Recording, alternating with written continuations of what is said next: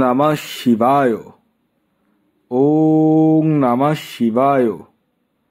ওং নমঃ শিবায়।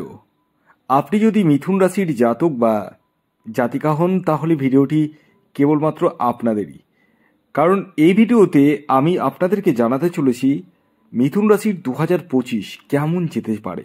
হ্যাঁ, অর্থাৎ এই 2025 সালে আপনাদের ক্ষেত্রে কতটা শুভ বা কতটাই বা অশুভ ঘটনা ঘটার সম্ভাবনা রয়েছে সবটাই আমি আপনাদেরকে জানাতে চলেছি, এবং এটি কিন্তু চন্দ্র রাশি ধরে বলতে চলেছি।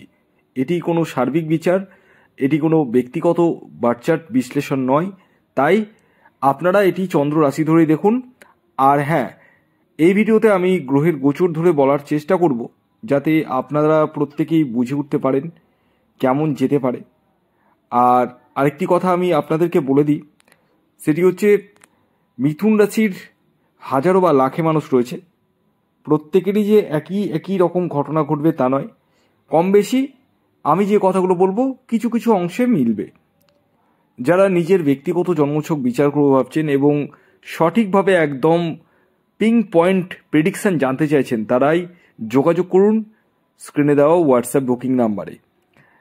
তা আসুন আর বেশি দেরি না করে জেনে নেওয়া যাক মিথুন রাশির জাতক ও জাতিকার 2025 কেমন যেতে চলেছে। বেসিক্যালি আমি এই ভিডিওতে চারটি মূলত প্ল্যানেটকে নিয়ে আলোচনা করব। এক নম্বর হচ্ছে শনি, দ্বিতীয় হচ্ছে বৃহস্পতি, তৃতীয় হচ্ছে রাহু এবং চতুর্থ কেতু। এবার বিষয় হচ্ছে এই যে চারটি প্ল্যানেট কিন্তু কেন আলোচনা করব, কারণ এই চারটি প্ল্যানেটই কিন্তু 2025-এ ট্রানজিট করছে, রাশি পরিবর্তন করছে। তো এই কারণে আমি এই চারটি প্ল্যানেট নিয়ে মূলত বিগ প্ল্যানেট নিয়ে কিন্তু আলোচনা করব। ভিডিওটি একটু বড় হতে পারে, আমি আপনাদের কাছে অনুরোধ রাখবো ভিডিওটি কমপ্লিটলি দেখে তবেই কিন্তু যান। আর ইউটিউবে এরকম অনেক ভিডিও দেখবেন, তবে আমি যেভাবে বোঝাবো সেভাবে কিন্তু কেউ এত ভালো করে বোঝানোর চেষ্টা করবে না, উপর বলে দেবে। আমি আপনাদেরকে ডিপলি বোঝানোর চেষ্টা করব। তো আসুন খুব সোজা ভাষায় খুব সংক্ষিপ্তভাবে বলার চেষ্টা করছি, তবে এটি বার্ষিক রাশিফলের ভিডিও তো একটু বড় হতে পারে, তাই কমপ্লিটলি একটু দেখুন। যারা চ্যানেলে নতুন রয়েছেন তারা অবশ্যই চ্যানেলটিকে সাবস্ক্রাইব করে পাশের বেল আইকনটিকে প্রেস করে রাখুন, এবং ভিডিওটি যদি ভালো লাগে অবশ্যই লাইকটা করবেন। তা আসুন জেনে নেওয়া যাক মিথুন রাশির জাতক ও জাতিকার 2025 কেমন যেতে চলেছে।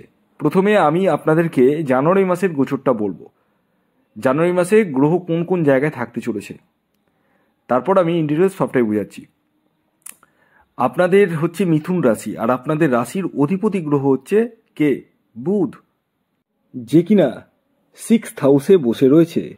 মঙ্গল গ্রহ রয়েছে 2nd হাউসে, কেতু রয়েছে 4th হাউসে, শনি রয়েছে 9ম স্থানে, রাহু রয়েছে 10th হাউসে, তো দেবগুরু বৃহস্পতি রয়েছে 12th হাউসে। এটি আপনাদের জানুয়ারি মাসের চার্ট, গ্রহের গোচর। কিন্তু এই যে চারটি প্ল্যানেট, শনি গ্রহ, তারপর রাহু, কেতু, বৃহস্পতি, এগুলো যে ট্রানজিট করবে, যার মধ্যে শনি 30শে মার্চ 2025 মীন রাশিতে আসতে চলেছে। শনি আসতে চলেছে অ্যাকচুয়ালি আপনাদের 10th হাউসে। 15ই মে দেবগুরু বৃহস্পতি ট্রানজিট করছে এবং আপনাদের রাশিতে প্রবেশ করতে চলেছে। আসুন আলোচনাটা শুরু করা যাক। ফোকাসটা কিন্তু ভিডিওতে রাখুন, আমি কি কি কথা বলছি ভালো করে শুনুন। প্রথমে আসি দেবগুরু বৃহস্পতি। দেবগুরু বৃহস্পতি আপনাদের কোথায় বসে রয়েছে? 12th হাউসে। 12th হাউসে 15ই মে 2025 পর্যন্ত বসে রয়েছে। তারপর আসছে 1st হাউসে, মানে আপনাদের রাশিতে প্রবেশ করছে। দেখুন 15ই মের আগে পর্যন্ত আপনাদের খরচার জায়গাটা বাড়িয়ে দেবে বা বাড়াবে বা বাড়াচ্ছে, সেই জায়গাটা কিন্তু দেখতে পাওয়া যাচ্ছে। ফরেন অ্যাক্টিভিটি বাড়িয়ে তুলবে দেবগুরু বৃহস্পতি, এবং হসপিটালিস্ট হওয়া মানে হসপিটালের খরচা বলুন বা হেলথ ওরিয়েন্টেড খরচা বলুন, সেই জায়গাটা কিন্তু কিছু পরিমাণ বাড়াবে। এছাড়াও বিবাহিত জীবনে সমস্যা আসার সম্ভাবনা রয়েছে, বিয়ে করতে গিয়ে বাধা আসবে, এবং আপনাদের মধ্যে মানে একটা টেনশন অ্যাংজাইটি জায়গাটা কিন্তু থাকবে 15ই মে 2025 পর্যন্ত। এবং সর্বোপরি আরেকটি কথা আমি না বলেই পারছি না, সেটি হচ্ছে এই বৃহস্পতি যতদিন 12th হাউসে থাকবে ততদিন পর্যন্ত কিন্তু আপনাদের হাজব্যান্ড ওয়াইফের মধ্যে বন্ডিংয়ের জায়গায় যেরকম সমস্যা হবে, খরচার জায়গাটাও কিন্তু যথেষ্ট পরিমাণে বাড়িয়ে তুলবে এবং কিছু অংশে লোনেও পড়ে যেতে পারেন। কিন্তু কিন্তু কিন্তু মজা তো তখনই হবে যখন দেবগুরু বৃহস্পতি ফার্স্ট হাউসে ট্রানজিট করবে 15ই মে 2025, ডায়েরিতে নোট করে নিন।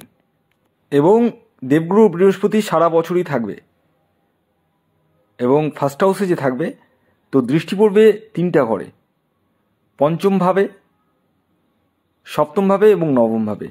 এই যে ঘরগুলোতে যে দৃষ্টি পড়বে তার ফলে কি কি ঘটবে আসুন সে বিষয়ে জেনে নেওয়া যাক। দেখুন, দেবগুরু বৃহস্পতি এমন একটা শুভ গ্রহ না, যে ঘরে বসে সে ঘরকে তো অ্যাক্টিভেট করে এবং যে যে ঘরে দৃষ্টি পড়ে সেই ঘরগুলোকে কিন্তু গঙ্গা জলের মতো পবিত্র করে দেয়। তো ফার্স্ট হাউসে বসছে, সপ্তমে দৃষ্টি পড়ছে, পঞ্চমে দৃষ্টি পড়ছে, নবমে দৃষ্টি পড়ছে। তো ফার্স্ট হাউসকেও অ্যাক্টিভ করছে, এতগুলো ঘরকেও অ্যাক্টিভ করছে। তো প্রথমে আসি ফার্স্ট হাউসে যে বসছে, তাতে আপনাদের মধ্যে ধর্মীয় জায়গাটা কিন্তু বাড়বে, ঈশ্বরের প্রতি আস্থা ভরসা এই জায়গাটা বাড়বে, আপনাদের মধ্যে কনফিডেন্স লেভেল বেড়ে যাবে, আপনাদের মধ্যে যে কোনো কিছুকে করে জিতবো এই যে জেতার একটা ইচ্ছে, সেই ইচ্ছে শক্তি বাড়িয়ে দিবে, আপনাদের মধ্যে ধৈর্য বাড়িয়ে দিবে, আপনাদের মধ্যে মনের জোরটা বাড়িয়ে দিবে। এবং যারা মানে মানসিকভাবে একটু ডিসস্যাটিসফ্যাকশন আছে সেই জায়গাটা কিন্তু কমবে। দেবগুরু বৃহস্পতির দৃষ্টি পড়ছে 5th হাউসে, যেটা বললাম। তো 5th হাউস থেকে কিন্তু সন্তানের জায়গা দেখায়, ভালো করে শুনুন, প্রেমের জায়গা দেখায়, এডুকেশনের জায়গা দেখায়। অর্থাৎ যারা সন্তানের জন্য প্রচেষ্টা করছেন তাদের সন্তান প্রাপ্তির জায়গাটা কিন্তু প্রবল হারে বৃদ্ধি পেতে চলেছে 15ই মে 2025 পরবর্তী সময়ে। এছাড়াও আপনাদের ক্ষেত্রে প্রেমের জায়গাটাও কিন্তু যথেষ্ট শুভ দেখতে পাওয়া যাচ্ছে, প্রেম ভালোবাসার জায়গাটাও কিন্তু যথেষ্টই শুভ। পাশাপাশি যারা হায়ার এডুকেশন করবো ভাবছেন তাদের ক্ষেত্রেও কিন্তু যথেষ্টই শুভ, আপনারা কিন্তু করতে পারেন এবং রেজাল্ট কিন্তু আপনাদের যথেষ্টই ভালো যেতে চলেছে। এছাড়াও দেবগুরু বৃহস্পতি দৃষ্টি পড়ছে 7th হাউসে, 7th হাউস থেকে ডেলি ইনকামের জায়গাটা দেখায়, 7th হাউস থেকে পার্টনারশিপ বিজনেস দেখায়, 7th হাউস থেকে দেখায় আপনার ম্যারিড লাইফ, অর্থাৎ পার্টনারশিপ বিজনেসের জায়গাটায় উন্নতি দেখতে পাওয়া যাচ্ছে, দাম্পত্য জীবনের সুখের জায়গাটা দেখতে পাওয়া যাচ্ছে এবং ডেলি ইনকামের সোর্স কিন্তু বৃদ্ধি পেতে চলেছে। এই তিনটি জায়গা কিন্তু আপনাদের শুভ করতে চলেছে।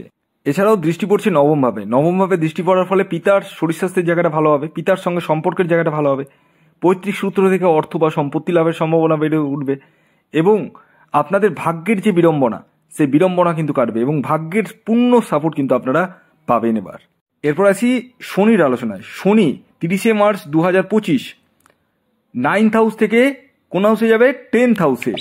না আপনাদের শনির সাড়ে রয়েছে না ঢাইয়া রয়েছে, অর্থাৎ শনির যে পূর্ণ সাপোর্ট কিন্তু পাবেন এবং 10th হাউসে শনি ট্রানজিট করার ফলে কর্মের জায়গায় ট্রানজিট করছে, তাহলে কর্মের প্রাপ্তির জায়গাটা কিন্তু বাড়িয়ে তুলবে। মানে যারা বেকার রয়েছেন তাদের কর্মপ্রাপ্তি, আর ঘরে বসে থাকতে হবে না, এবার কিন্তু চাকরি পাবেন এবং যারা জব ট্রান্সফার করবো ভাবছেন তারাও কিন্তু করতে পারেন, সেই জায়গাটা নিয়েও কিন্তু কোনো অসুবিধা নেই। তবে একটা জিনিস বলে দিই আপনাদেরকে, শনি রাহু একত্রে রয়েছে যেহেতু 18ই মে 2025 পর্যন্ত, তাই এই টাইম পর্যন্ত আপনাদের ক্ষেত্রে কিন্তু মানে প্রথমত হঠকারিতা ডিসিশন নেওয়া যাবে না যে এখনই করবো তো এখনই করবো, মানে চিন্তা ভাবনা করে যে কোনো কিছুতে পা রাখতে হবে, এতটাই বলবো। এরপর আসি রাহু ও কেতু। রাহু আপনার 9th হাউসে বসে রয়েছে, 10th হাউসে বসে রয়েছে, সেখান থেকে 9th হাউসে যাবে, তো ট্রানজিট করবে। তো বিষয় হচ্ছে যে যতদিন পর্যন্ত 10th হাউসে বসে রয়েছে ততদিন পর্যন্ত কিন্তু আপনাদের মধ্যে যে কোনো কিছু করে ওঠার একটা ইচ্ছে বলুন, টেকনিক্যালি জ্ঞান বলুন বা বিভিন্ন পরিস্থিতিকে হ্যান্ডেল করা বলুন, সেই জায়গাটা কিন্তু বাড়িয়ে দিবে। কিন্তু যখনই রাহু ট্রানজিট করবে 9th হাউসে চলে যাবে, তখন পিতার হেলথের জায়গা নিয়ে একটু সমস্যা রয়েছে, পিতার সঙ্গে সম্পর্কের জায়গায় নিয়ে একটু কিন্তু বাধা আমি দেখতে পাচ্ছি, কারণ রাহু কিন্তু ম্যানিফিক প্ল্যানেট একটা, যে ঘরে বসে সে ঘরকে কিন্তু দূষিত করে দেয়। তাই যেহেতু 9th হাউসে বসছে তাই আপনাদের পিতা নিয়ে একটু টেনশনের বিষয় কিন্তু রয়েছে। তো ওভারঅল যদি বলা যায় এই 2025 সাল কিন্তু আপনাদের যথেষ্টই শুভ, বাকিটা নির্ভর করবে আপনার ব্যক্তিগত জন্মছকের উপর। ভিডিওটি কেমন লাগলো অবশ্যই জানাবেন। ধন্যবাদ।